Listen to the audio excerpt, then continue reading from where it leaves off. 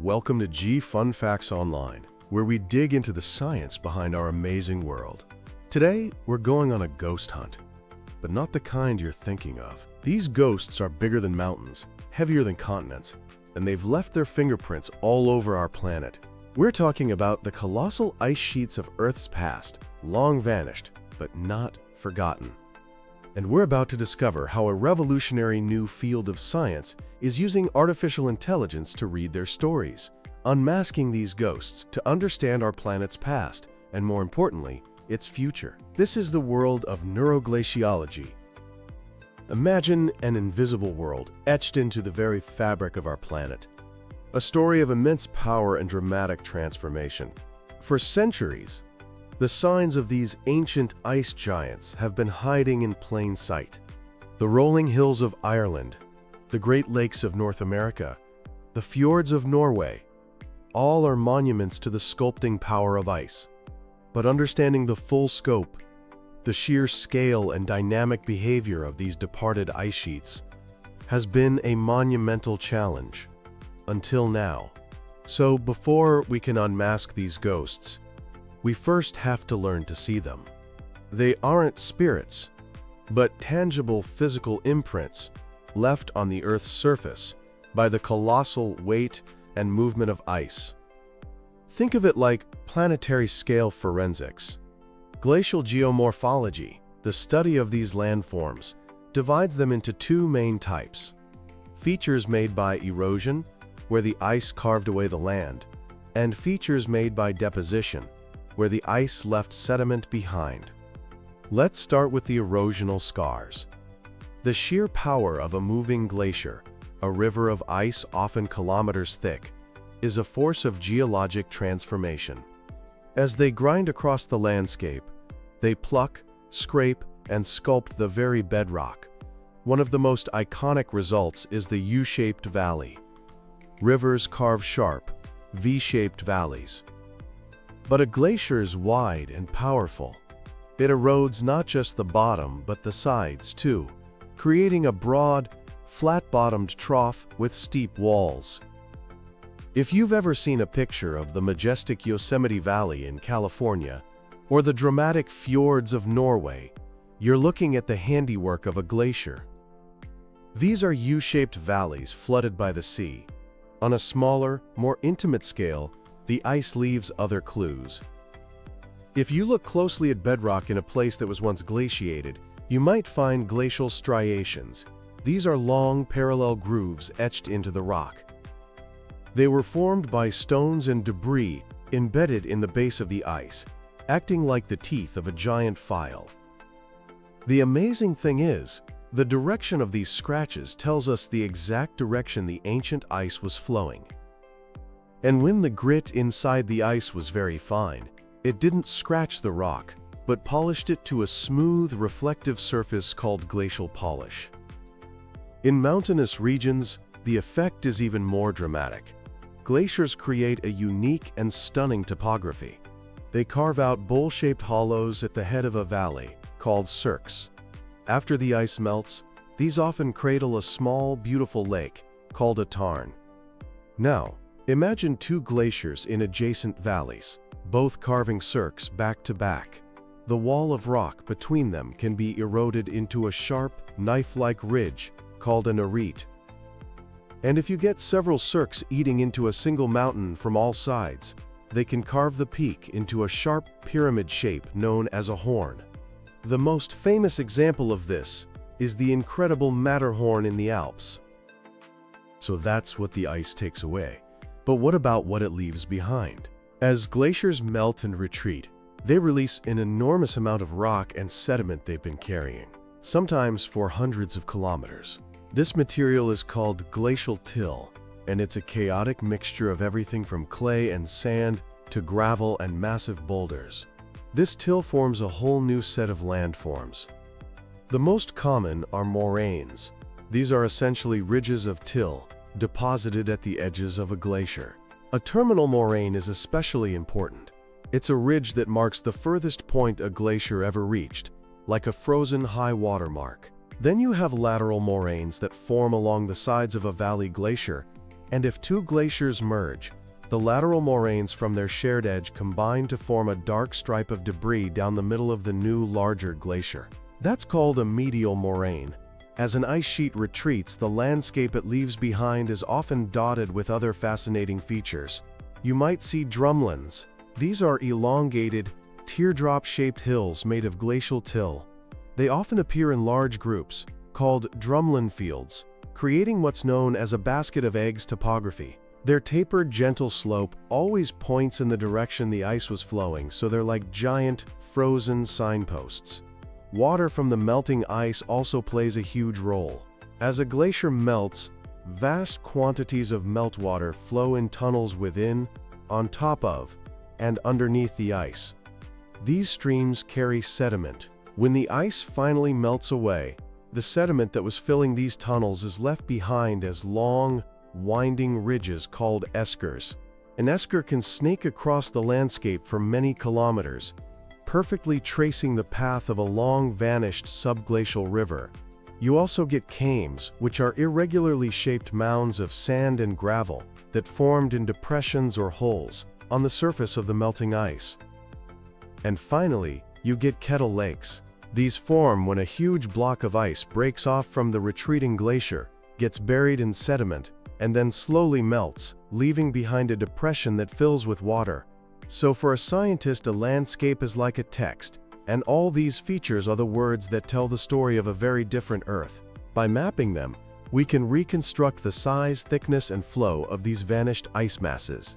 But here's the problem. The Laurentide ice sheet, for example, once covered most of Canada and a large part of the northern United States.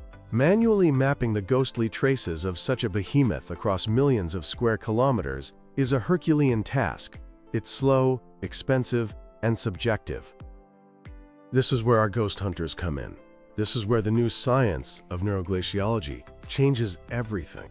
The term might sound like something from a sci-fi movie, but the neuro part refers to artificial neural networks, a type of AI inspired by the structure of the human brain. Just as our brains have interconnected neurons that learn from experience, these artificial networks have layers of digital nodes that can be trained on vast amounts of data to recognize patterns and make predictions.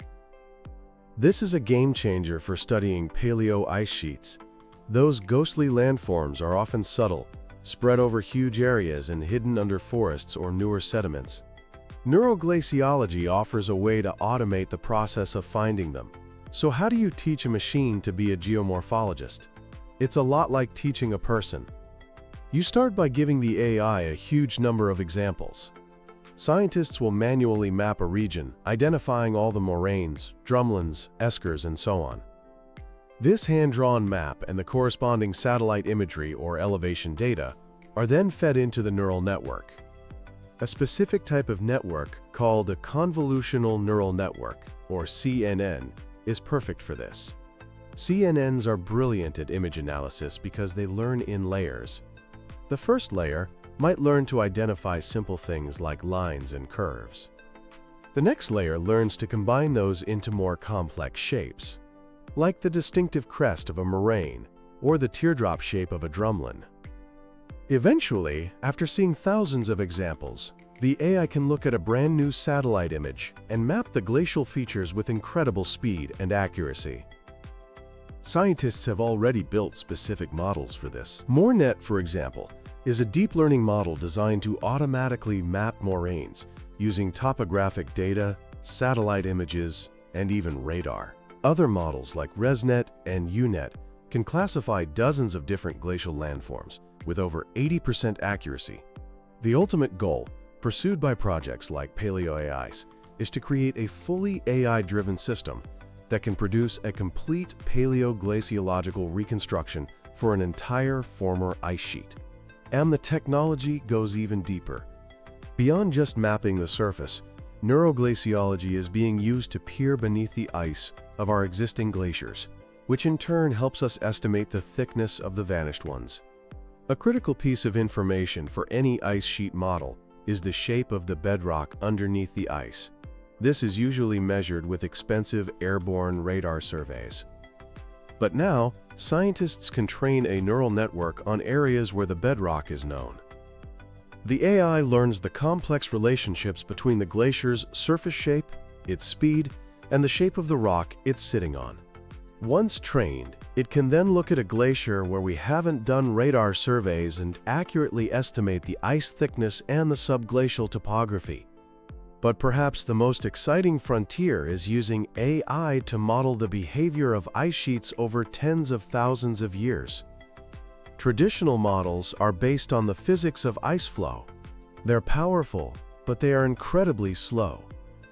Running a simulation for a full glacial cycle is computationally a nightmare. Machine learning is the ultimate shortcut.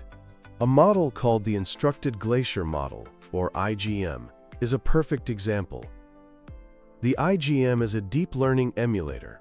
It was trained by watching thousands of simulations from the slow, physics-based models.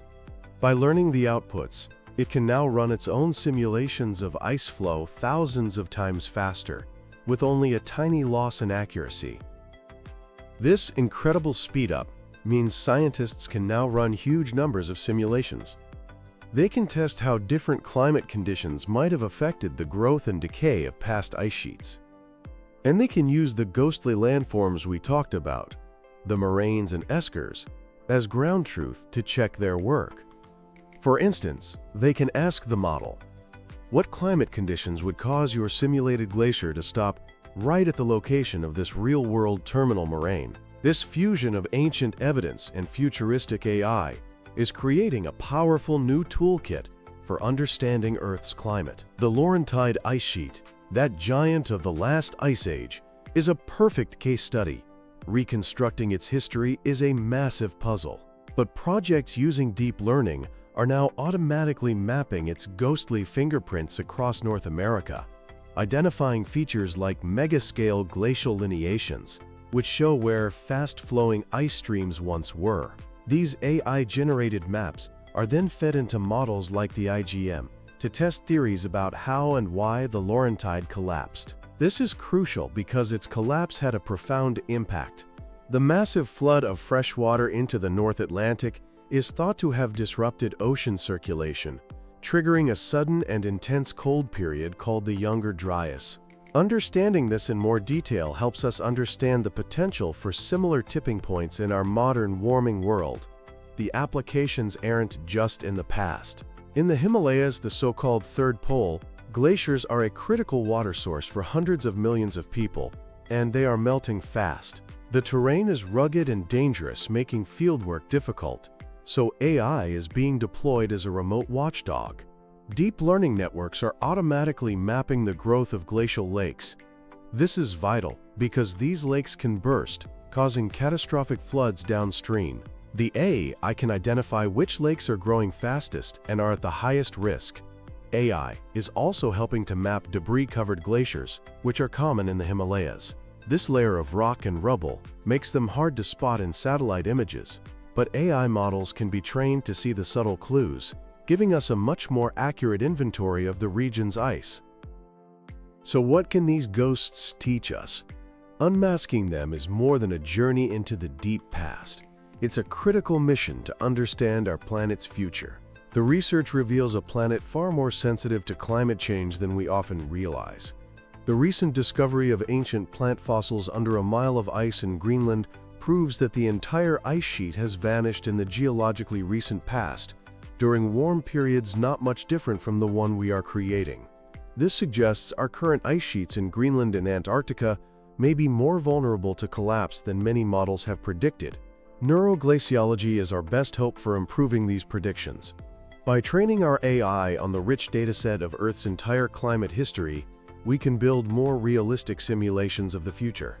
The ability of machine learning to find complex, non-linear relationships, to find the tipping points, is something we've never had before. We live on a planet haunted by the ghosts of its past. Their stories are etched in the very bones of the Earth. For centuries we have walked among them, marveling at their handiwork, but only partially understanding their message. Now, at the intersection of glaciology and artificial intelligence, we have found a new way to listen.